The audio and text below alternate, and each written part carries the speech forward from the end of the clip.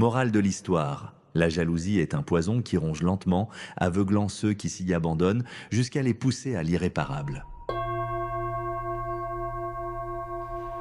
Voici comment tout a commencé. Allô, pasteur, je viens de faire une bêtise. Vous pouvez venir, s'il vous plaît? Je m'appelle Samuel, et aujourd'hui j'appelle un pasteur non pas pour chercher le pardon, mais parce que je suis perdu. Perdu dans un océan de regrets, noyé dans mes propres choix. J'ai longtemps cru que l'amour était une question de possession, qu'un couple, c'était une unité indissoluble, où chacun devait être l'ombre de l'autre. J'étais persuadé que ma femme, Léa, m'appartenait. Et comme tout ce qui m'appartient, je devais la protéger. Ou plutôt, la contrôler. Au début, tout était parfait. Nous nous étions rencontrés à l'université. Elle était douce, passionnée, toujours attentive à mes moindres paroles.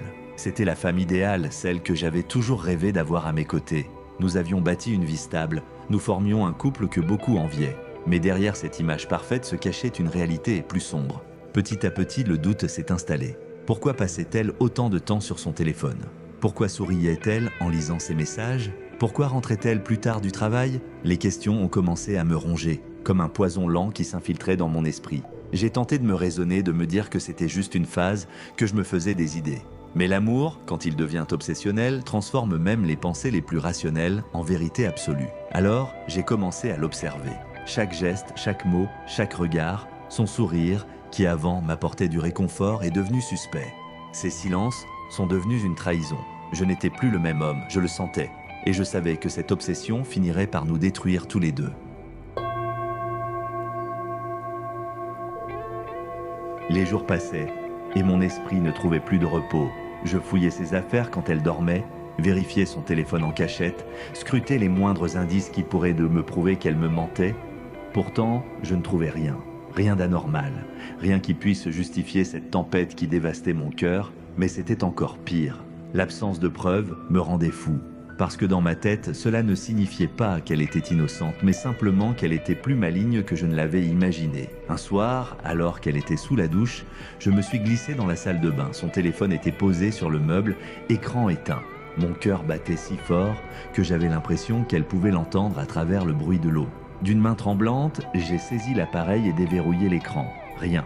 Aucun message compromettant. Aucune trace d'infidélité. Juste des conversations banales, des échanges avec ses amis, quelques discussions de travail. Mais alors, pourquoi avais-je cette sensation oppressante? Pourquoi avais-je le sentiment qu'elle me cachait quelque chose? J'ai reposé son téléphone et me suis reculé juste à temps avant qu'elle ne sorte de la douche. Elle m'a souri, et ce sourire me terrifiait. Était-il sincère? Était-il le même qu'avant ou était-il une façade? Je lui ai répondu avec un sourire mécanique, cachant derrière mon masque d'homme amoureux cette colère grandissante qui m'étouffait.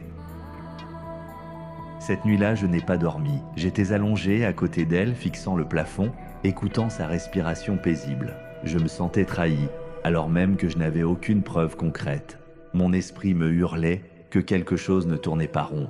Les jours suivants, j'ai intensifié ma surveillance. J'ai vérifié ses reçus, analysé ses appels, noté ses horaires de sortie et de retour, mais toujours rien d'anormal, rien de flagrant. Était-ce moi qui sombrais dans la paranoïa, ou bien était-elle simplement une menteuse habile? Je me sentais acculé, piégé dans un cercle vicieux dont je ne pouvais plus sortir. Je la voulais pour moi, et seulement pour moi. Je voulais la garder, l'empêcher de me fuir, l'empêcher d'appartenir à un autre. J'étais à un point de rupture, et ce soir-là, en la regardant dormir paisiblement, je savais qu'un événement allait survenir, quelque chose d'irréversible, quelque chose qui changerait nos vies à jamais. Cette nuit-là, un bruit m'a réveillé, un simple bip.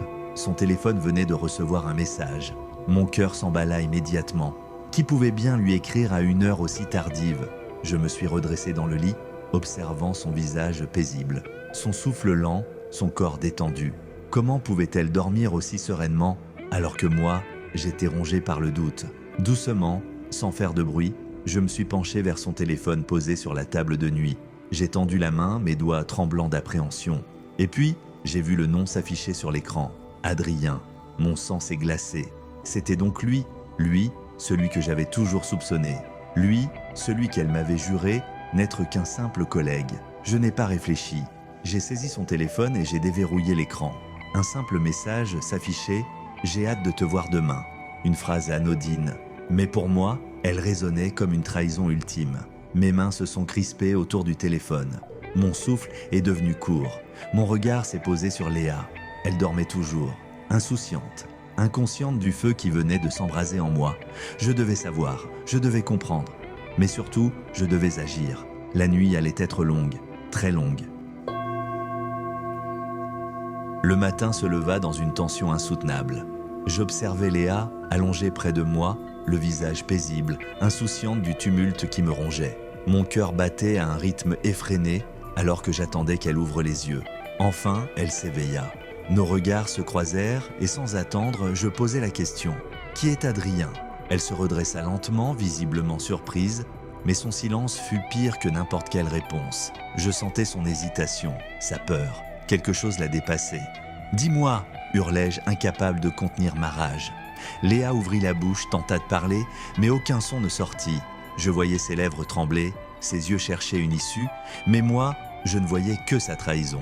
Dans un geste incontrôlé, poussé par l'émotion, je fis un mouvement brusque. Léa trébucha en arrière, perdit l'équilibre, son crâne heurta violemment le coin de la table. Le silence s'abattit. Je me précipitai vers elle, mais il était trop tard. Son regard, figé, vide, m'horrifia. Je venais de commettre l'irréparable.